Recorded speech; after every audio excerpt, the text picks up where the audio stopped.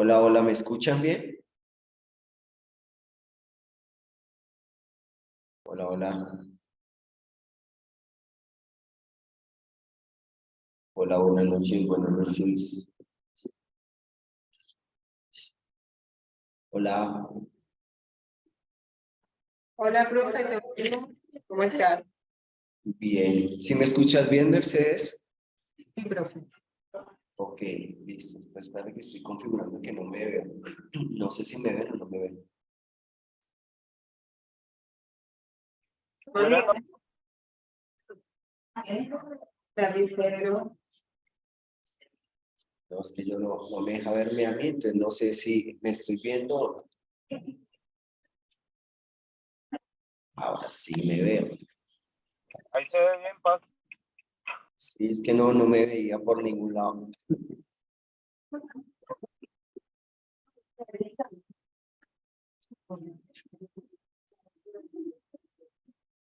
Bueno, esperemos un minutico a que terminen de entrar y arrancamos.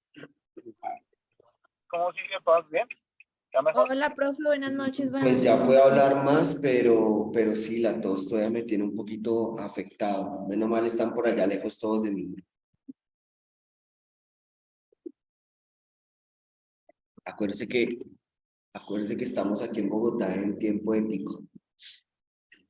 ¿En tiempo de picos? No, solo de pico, no de picos.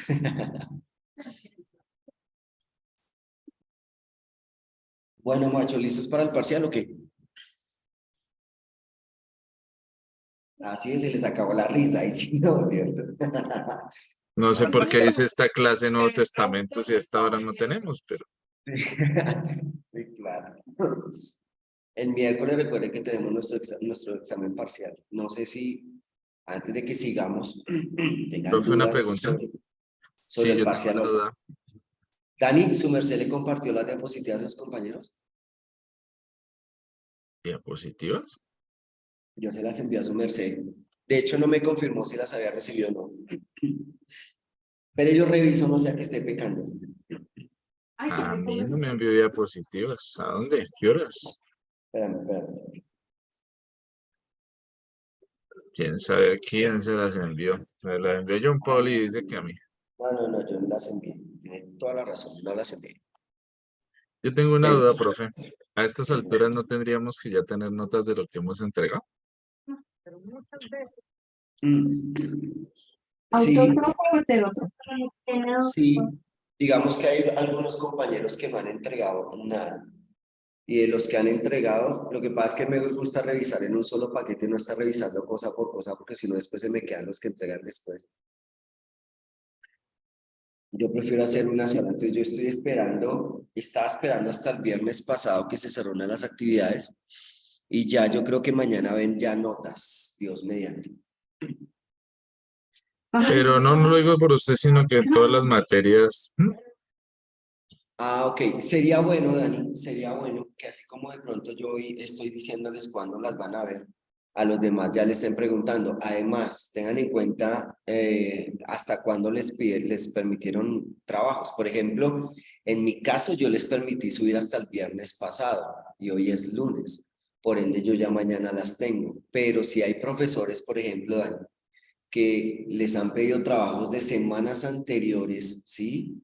Sí es justo que ya las vean. O sea, en eso sí, toda la razón. Entonces, por ejemplo, si se las dejaron 2, 3 semanas atrás, pues ya deberían tenerlas a la mano. Entonces, sí es bueno que ustedes les hagan caer en cuenta de pronto a profes con los que tengan esos casos particulares esa razón. Profe, con todos. Bueno, entonces uno por uno, cojan en clase, así como estamos haciendo acá, eso no tiene problema. Permítame, cierro la puerta que no me hago cuenta. Ok, profe. ¿Alguien ya tiene notas de algo? Ahora, tengan en cuenta, machos, que prácticamente las notas se cierran este viernes, ¿no? Porque ya la próxima semana empieza segundo corte y los profes la próxima semana ya van a estar subiendo las notas finales. O sea que Pues yo lo digo es porque, digamos, si hay, pues desde que empezamos ahora en la nueva metodología del semestre, pues sí va a ser en esta semana de parciales, pero igual uno no sabe, digamos, ellos las Como, publican la otra semana y ya, pues uno no tiene derecho ni a decir, venga, pero esta nota por qué ni nada, sino ya va a quedar prácticamente así. no, totalmente de acuerdo. Y es su derecho también saber previamente cómo van. Entonces, en ese aspecto, totalmente de acuerdo. O sea, es importantísimo, repito, que esta semana algunos harán parcial ya, otros no, como yo que voy a esperar hasta el bloque de 2 horas. Sí sería importantísimo que ustedes pudiesen pedir las notas anteriores. Eso sí es muy, muy importante. Porque, porque pues es que lo que ustedes decían hace no mucho, estamos ya culminando prácticamente nuestro semestre. Entonces sí es importante pues que todos sepan cómo van para que después no estén de pronto sufriendo o haciendo reclamos cuando ya la próxima semana, por ejemplo, nosotros ya tenemos que tener las notas subidas. ¿Sí? Entonces, vuelvo y le repito, todos los casos son diferentes y particulares, pero sí es importante que ustedes tengan en cuenta esas cosas. ¿Listo? Para que lo tengan entonces en cuenta. Vale, profe. Ok. Entonces, yo no sé si tengan dudas, inquietudes acerca de antes de que nosotros vayamos a tener parcial, o yo sigo con el tema que ya veníamos planteando. Pues una duda mía, ¿cómo va a ser el parcial? O Ok, sea, listo, está bien. El parcial naturalmente va a ser por la plataforma. La idea es que lo podamos resolver, perdón, aquí en clase. Bueno, ustedes lo resuelvan, yo no.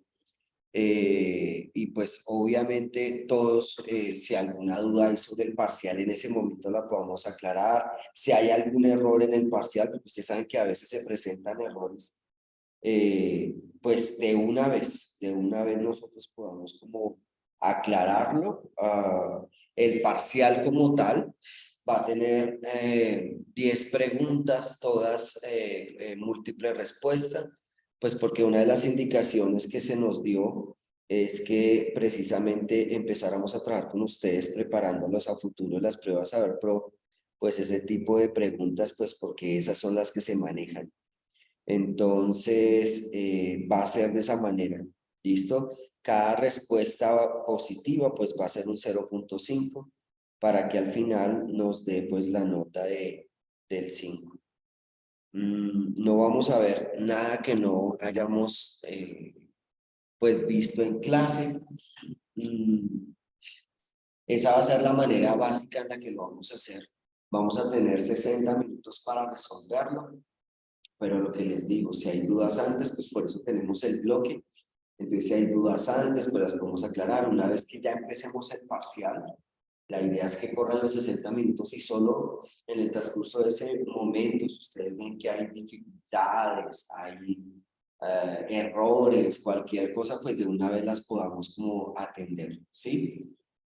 Eso sería como digamos, la dinámica que vamos a tener en el caso de nuestro parcial. ¿Listo? No sé si hay alguna otra pregunta sobre el susodicho.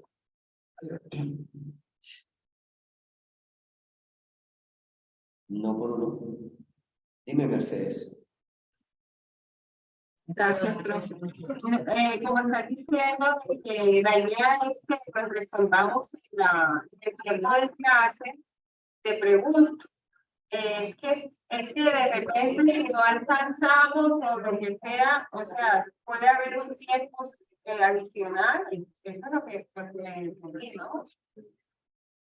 No, en un momento determinado, perdón, en un momento determinado que no alcancemos y si vemos que se necesita más tiempo, yo no tengo problema en abrirle más tiempo porque finalmente la idea es resolverlo, Mercedes, en esas hora y media vía real que tenemos, ¿sí? Entonces, no habría dificultad si en un momento determinado nosotros tenemos que ampliar un poco más de la hora. Mientras que esté dentro de esa hora y media, no habría dificultad. Sí respondo a tu pregunta, Mercedes. Sí, profe. Gracias. Bueno, terminemos de ver esta partecita que estábamos viendo hace 8 días, ¿cierto? Entonces voy a compartirles acá la diapositiva. Y ahí invito a que hagan los exámenes con calma para que no se haya venido el bebé, pero con calma. Bueno, entonces estábamos viendo, discúlpeme si me molesta un poquito la voz y van a estar que estoy tomando agua cada rato, pero es que estuve siempre un poco este fin de semana afectado por algunas cosas. Bueno, esto ya lo vimos, permítame, me adelanto hasta donde vimos la clase pasada.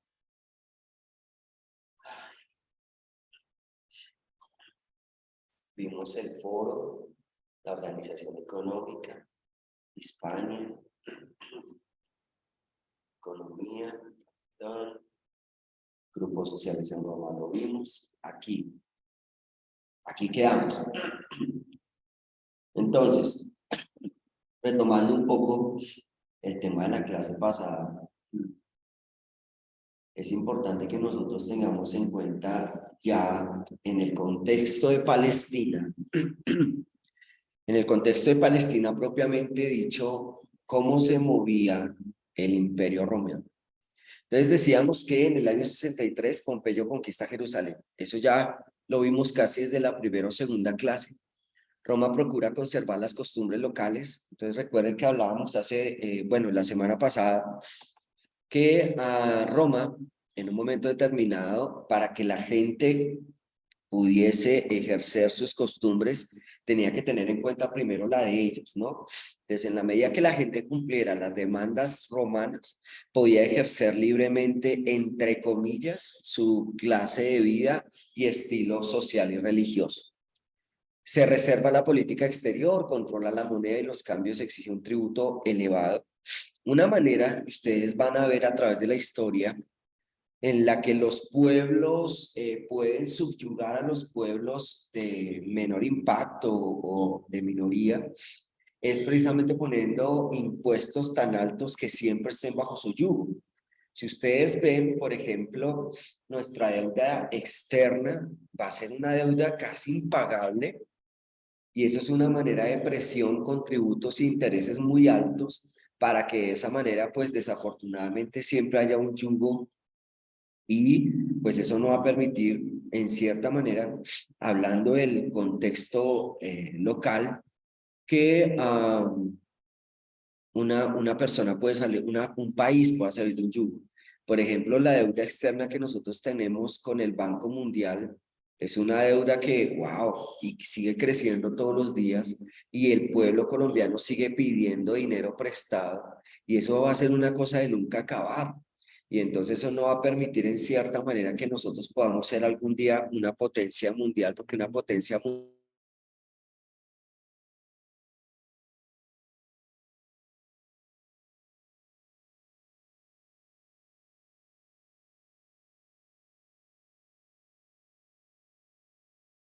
de los países conquistadores hoy de primer mundo que utilizaron para subyugar a los de tercer mundo. ¿Listo? Eso para que lo tengan en cuenta. Dice también, para conseguir estos fines se sirve de hombres fieles. El idumeo Héroes el Grande es uno de esos hombres, ya también hemos hablado de Héroes el Grande. Y vamos a ver, por ejemplo, que uno de los que servía a Roma en la época de Jesús era Mateo. Eso pues no es un dato nuevo para nosotros. Sin embargo, a partir de lo que nosotros estamos estudiando, sí nos va a decir que Mateo, apóstol de Jesús, era un cobrador de impuestos, y los cobradores de impuestos ya habíamos visto antes. No solo se encargaban de cobrar impuestos, sino que ejercían el orden en muchos de los territorios donde ellos eran impuestos. Los cobradores de impuestos eran odiados por los judíos, ¿sí? También vamos a ver que Herodes el Grande fue uno de esos hombres de los romanos utilizados para gobernar la tierra ocupada, ¿cierto? Era un rey vasallo para todo el país de la Biblia, gobernó desde el año 36 hasta el 4 antes de Cristo, ¿cierto? Tengan en cuenta que algunos historiadores como Josefo decían que Jesús no nació en el año 0, sino nació entre el año 2 y 4.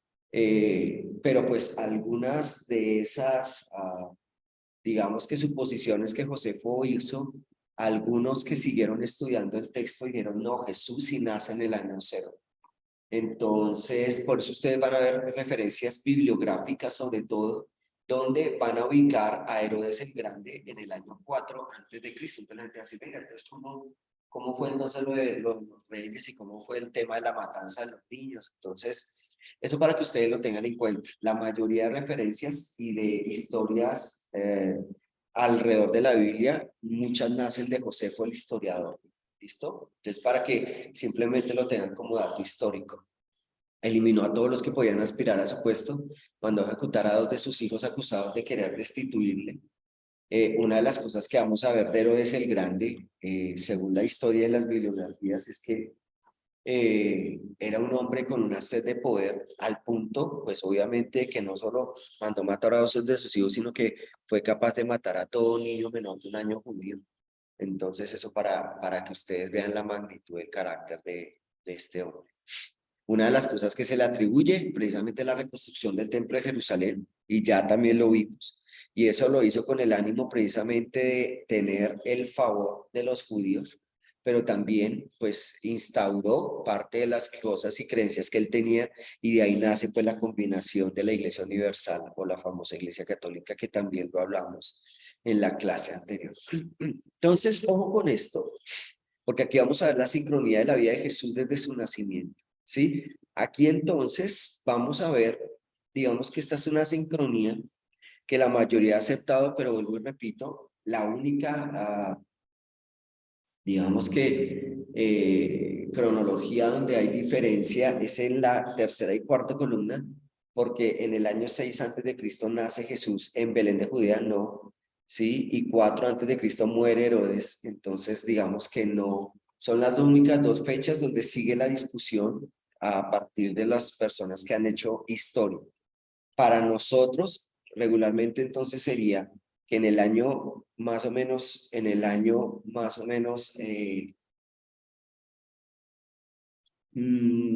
0 y 1 nace Jesús. Y la muerte de Herodes el Grande es más o menos en el año 2-3.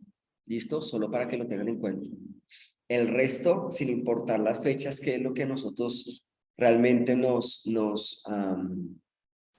que es lo que a nosotros nos interesa, es más que las fechas exactas, es la cronología. Entonces, en el año 37 a.C., Herodes el Grande, rey de Judea, nombrado por Marco Antonio.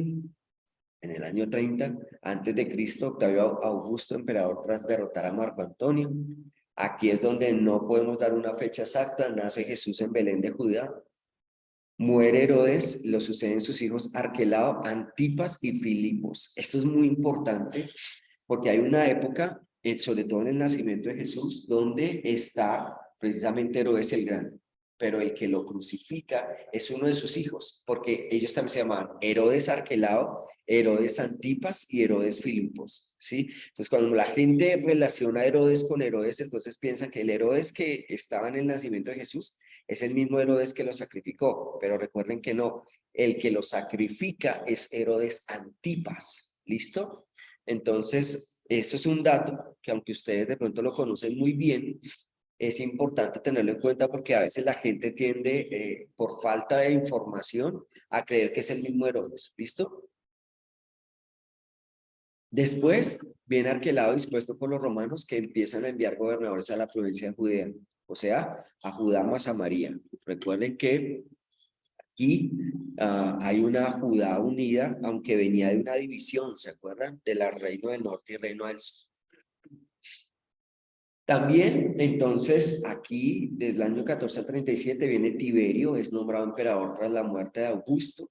Del 26 al 36 aparece entonces el gobernador de Judea, Poncio Pilato, ¿cierto? Que es uno de los que nombran y está presente en la escena antes de la muerte de Jesús. También está en Galilea y sigue reinando Herodes Antipas, ¿sí? Recuerden que es el hijo de Herodes, por eso aquí hay que hacer la claridad, ¿cierto? Del 25 al 36 se calcula que está Caifás, sumo sacerdote en Jerusalén. El ministerio de Jesús se cree que es del año 27 al año 30. Si nosotros lo ponemos desde el año 0 sería año 30-33. Por eso le digo que hay unas discusiones bien fuertes acerca del nacimiento de Jesús por los historiadores. Perdón. En el 28 después de Cristo, Antipas hace ejecutar a Juan el Bautista en Maqueronte. ¿Se acuerdan que vimos una de las fortalezas dentro de la geografía que era Maqueronte? Y ya habíamos hablado ahí, que es donde Antipas, precisamente Herodes Antipas, manda a ejecutar a Juan el Bautista. En el 30, Jesús de Nazaret fue crucificado, pero pues regularmente está entre el 30 y el 33. ¿Listo? ¿Cuál era la situación política? Discúlpeme. ¿Cuál era la situación política en la época de Judea y en Palestina propiamente? Y es que había dos tipos de poder. ¿Listo? Hablando de la situación política. El primer poder era el poder romano, ¿cierto? Donde está el gobierno romano y los reyes vasallos. Eso lo vimos en las clases anteriores. Y estaba el poder judío que estaba constituido por el Sanedrín. ¿Listo? Entonces ahí estaban las dos fuerzas.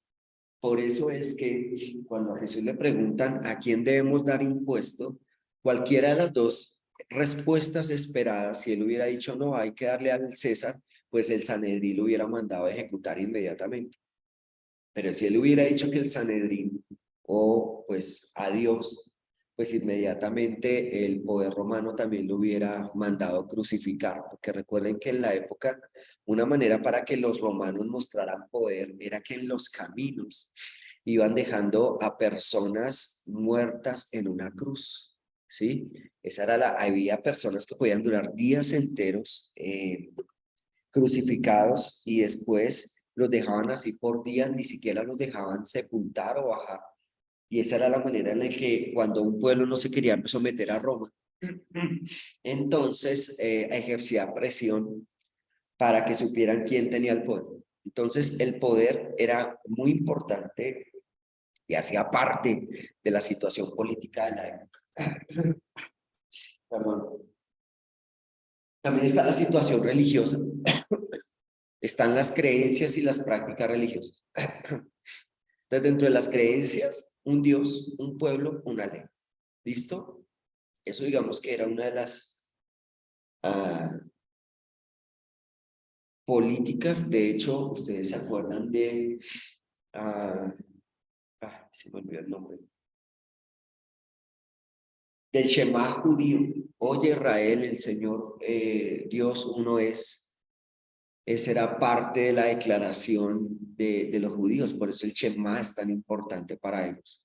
Un pueblo como pueblo escogido de Dios, el pueblo de Moisés, y una ley. Esa ley, pues obviamente era la Torá, ¿listo? Los Nevijín y los que tuvieron, obviamente, pero sobre todo la Torá, los libros escritos por Moisés.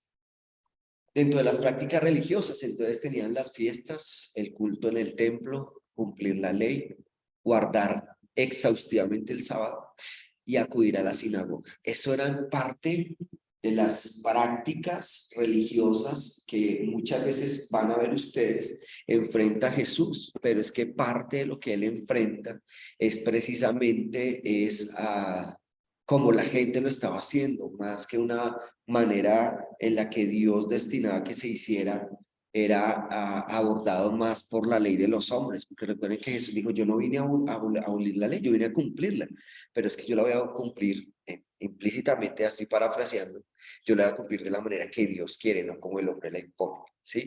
Entonces, eso para que lo tengan en cuenta. Dentro de la situación social, pues vamos a ver entonces que estaba prácticamente lo mismo. Está una clase dirigente, un pueblo, ¿sí? Que ni suena ni trona, simplemente es un pueblo. Y estaban los marginados, ¿sí?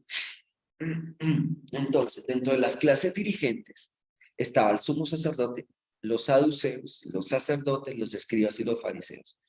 Todos ellos, vamos a ver, son nombrados en la escritura en el Nuevo Testamento. ¿Listo? Y entre los marginados estaban los publicanos, los minusválidos y los gentiles. Recuerden, de hecho, que en el templo había una puerta exclusiva para los leprosos, para que los leprosos se pudieran limpiar, ¿se acuerdan? Entonces, había una situación con los marginados bien complicada que ahorita les explicaré. Entonces, no sé si haya preguntas, dudas, inquietudes, aclaramientos, cuestionamientos, tentativas de homicidio, amenazas u otros hasta el momento, o vamos bien hasta ahora. Profe, perdón, minusválidos es como los leprosos y personas que se rechazaban del pueblo, ¿sí? Sí, Ah, pero ya te lo voy a explicar con más calma, pero ok. sí. ¿Listo? Entonces, bueno, sigamos entonces. Perdón. Entonces, listo. Entonces, esa situación política de Palestina, como ya lo habíamos nombrado, nos muestra entonces que desde el año 61 desde Pompeyo, ¿cierto? Siempre Palestina se encontró sometida por el pueblo. O sea, eso es lo que nosotros debemos entender hasta ese periodo de tiempo. Durante ese periodo, entonces comienza con el exilio. ¿Se acuerdan que habíamos hablado de preexilio, posexilio, exilio?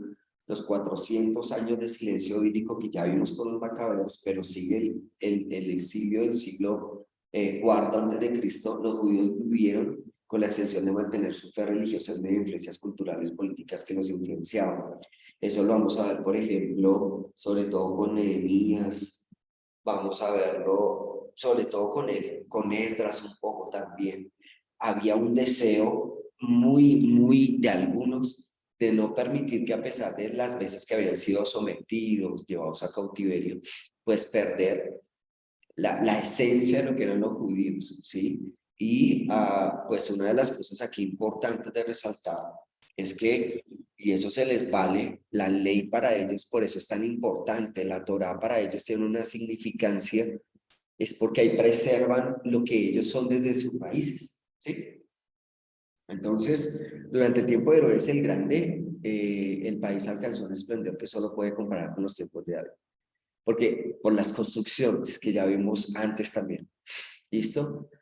Pero sus súbditos no lo querían debido al cruel comportamiento de la familia real y su colaboración con los romanos. O sea, Herodes quiso ganar el favor del pueblo, pero pues digamos que en muchas cosas vamos a ver que no lo logra a plenitud por su crueldad, ¿sí? Entonces, después del reinado de Herodes el Grande, gran constructor, astuto, muy hábil y manejo político, tirano y adorador del poder, a su muerte su reino vasallo fue repartido entre sus descendientes, Arquelao Narca de Judea y Samaria, Antipas tetrarca de Perea y Galilea, Filipo tetrarcas de Daulanítide, Batanea y Traconítide. De estos príncipes los que nos interesa entonces, como ya saben, es Herodes Antipas. Lo demás que haya pasado alrededor del texto bíblico no es tan relevante para el mismo. El ejercicio de la tarea era de la justicia era el Sanedrín, aunque este no podía condenar a muerte, ¿sí? Podía llegar hasta un juicio y lo vamos a ver con el juicio de Jesús más adelante. De todos los gobernadores, el más conocido fue Poncio Pilato. Lo que nos cuentan los escritores de la época es bastante negativo, fue muy duro y provocador, según los historiadores, entre ellos José.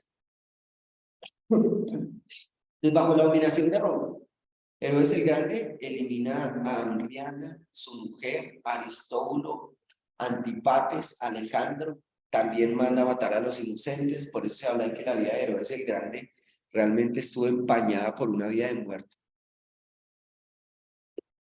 Arquelao, uno de sus hijos, derrocado por Roma y sustituido por Pilatos en Idumea, Judea y Samaria. Antipas elimina a Juan el Bautista, ya lo vimos en Aqueronte, y gobierna Galilea y Perea, y Filipo, sí, Galaunítida, bueno, Traconía, Araunítida, Araunítida. Ya se nos había explicado, pero pues digamos que eso es un cuadrito que nos ayuda como a ver un poquito más como el orden. Ellos sí tienen una estabilidad en la región, pero ellos, una de las cosas que va a mostrar la historia es que querían sacar el máximo provecho a la región poniendo impuestos, pues obviamente difíciles de pagar para el pueblo. En cuanto a la situación económica de Palestina, entonces la economía judía en tiempos de Jesús se basaba principalmente en la agricultura, siendo la zona más fértil de Galilea. En zonas como el lago de Genesaret se destacaba la pesca y la industria conservada en la Magdala. Y en Judea, ¿cierto? Destacada toda la actividad generada en torno al templo de Jerusalén. O sea, la economía, desafortunadamente, de Judea giraba en torno al templo, ¿sí? Entonces esa fue también una de las partes por las cuales Herodes el Grande construyó el templo, porque fue una de las maneras en las que él pudo instaurar parte de su emporio al hacer tributar por medio del templo. Entonces, bueno, aquí algunas referencias bíblicas precisamente de las actividades que hay ahí. Dime, Jonathan. Perdón, profe, buenas noches. Comentario chiquitico, es que ese mismo sistema se ve hoy en día todavía en muchas ciudades y pueblos donde, por ejemplo, la persona que estaba aspirando a la alcaldía aquí donde yo vivo, decía que iba a impulsar las fiestas de la Virgen de Manare. Entonces, pues los cristianos dijimos, no, pero ¿cómo se le ocurre si usted es hija de una cristiana? Pero ¿cómo se le ocurre que usted va a apoyar esa idolatría? Y dice, sí, pero lo que pasa es que todos los hoteles, restaurantes, lugares de recreación, almacenes, todos son beneficiados por hacer esa fiesta en enero, y por motivos económicos, más que por religiosos, la alcaldía siempre apoya eso para que venga mucho turismo. Entonces es como un sistema copiado de los romanos. Sí, sí, gracias. Sí, y pues hoy lo vemos. Es que los romanos infundaron, y ahorita digamos que al finalizar vamos a ver que ellos infundaron muchas cosas, no solo en la economía, en las leyes, sino en la cultura. ¿Sí? Y sí, totalmente de acuerdo, totalmente de acuerdo con eso. Ok, entonces, perdón, por favor, esta noche. La situación económica en cuanto a los tributos. Ojo con esto porque es importante. Roma, el tributum soli, perdone, no soy muy experto en el latín, corresponde a las tierras cultivadas, entonces pagaban un derecho por cultivar las tierras. Tributum capitis corresponde a cada uno de los miembros adultos de la casa, entonces por cada miembro pagaban un impuesto. Recaudaban los reyes vasallos. Negarse a pagar significaba traición a Roma. Se estima que se suponía el 12% de la producción la que tenían que pagar en impuestos. O sea, yo siempre he considerado, no soy un experto en economía, pero cuando Dios estipula el 10%, creo que es lo que las personas deberían pagar en la totalidad de impuestos, aún para que haya una economía solidaria. Cuando se pasa a un 11, a un 12, aunque parece 1 o 2 puntos, las personas empiezan a tener dificultades para sobrevivir, ¿sí? Entonces, por ejemplo, cuando del 16 pasamos al 19 en IVA, para muchos eso no es nada, pero subir 3 puntos para los que tenemos, por ejemplo, comercio, eso es tributar, pasar de tributar, por ejemplo, 160 a 190.000 pesos.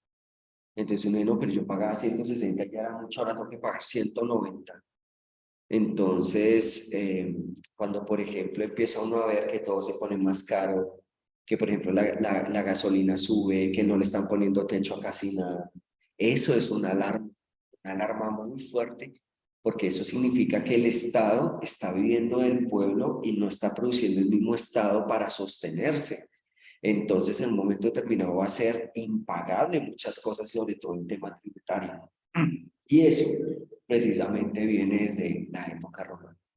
Con Antipas, entonces se conoce poco acerca del sistema de recaudación de Antipas, pero la presión fiscal debió haber sido fuerte a juzgar por la cantidad de ciudades, palacios, fortalezas y edificios públicos construidos en apenas 20 años. Y ahí están las referencias bíblicas para que ustedes pues ya lo vean con calma en la casa. El templo.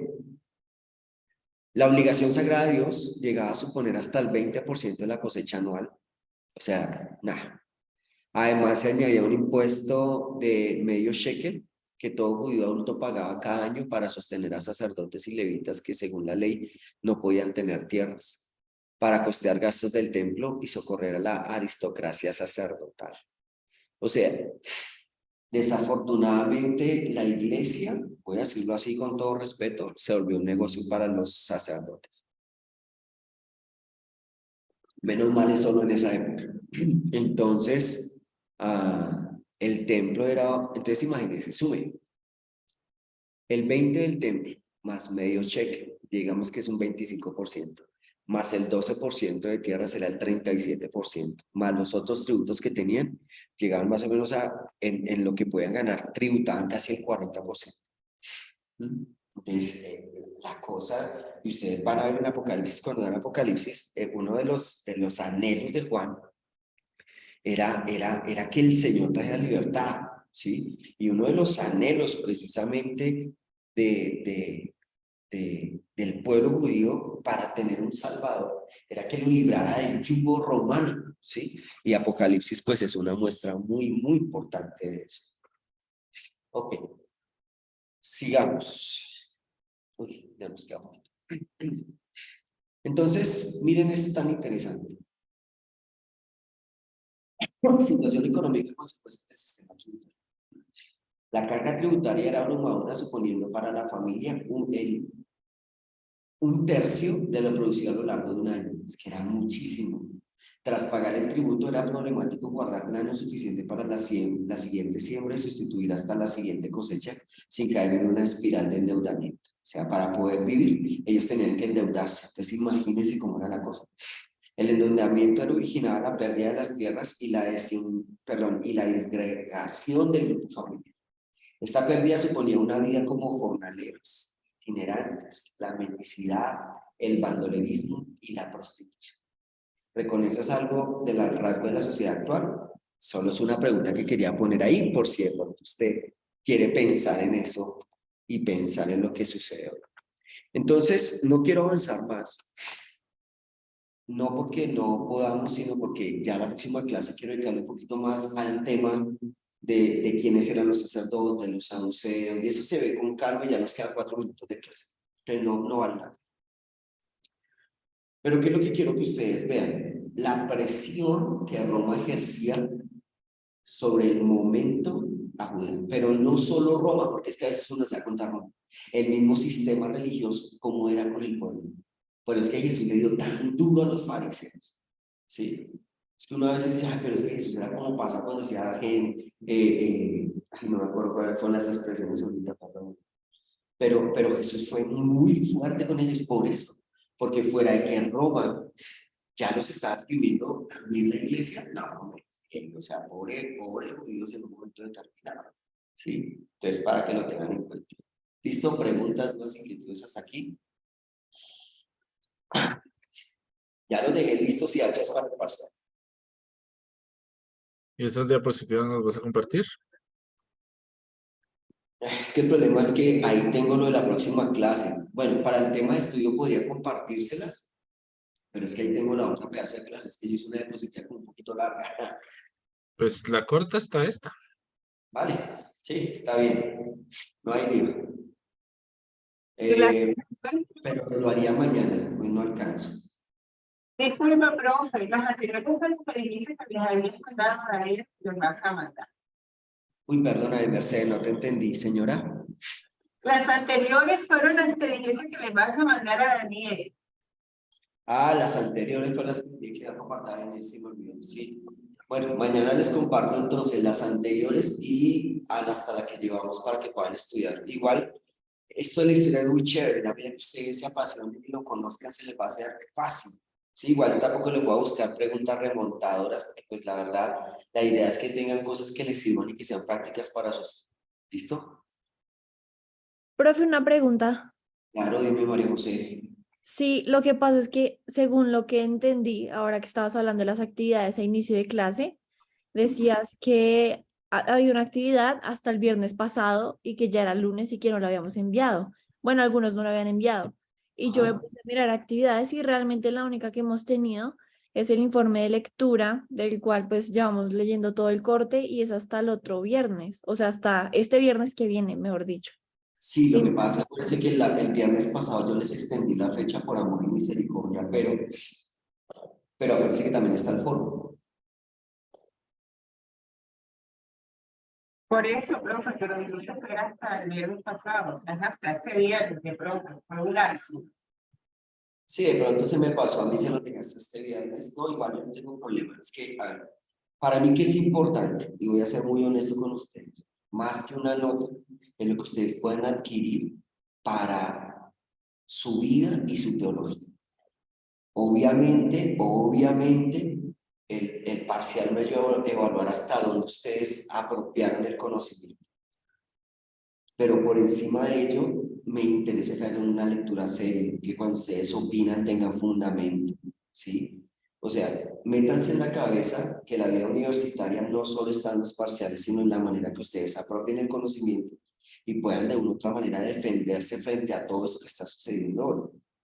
Entonces, yo no tengo dificultad en un momento determinado sacar todo para esta semana o la próxima semana y tener sus notas al día. Pero lo que más me interesa de todo este proceso es que ustedes realmente aprendan de lo que estamos viviendo. ¿Estamos de acuerdo? Para que lo tengan en cuenta. Listo, muchachos. Son las 7:05, ustedes van para otra clase y yo también. ¿Listo? Entonces nos vemos Dios mediante el miércoles para hacer el parcial. Gracias, profe. Gracias, profe. Viciosos. Dani, tú me puedes hacer un favor, me regalas un mensaje en la mañana para enviar las diapositivas. Sí, sí, señor. Vale, gracias. Nos hablamos mañana si Dios quiere. Bueno. Seguro que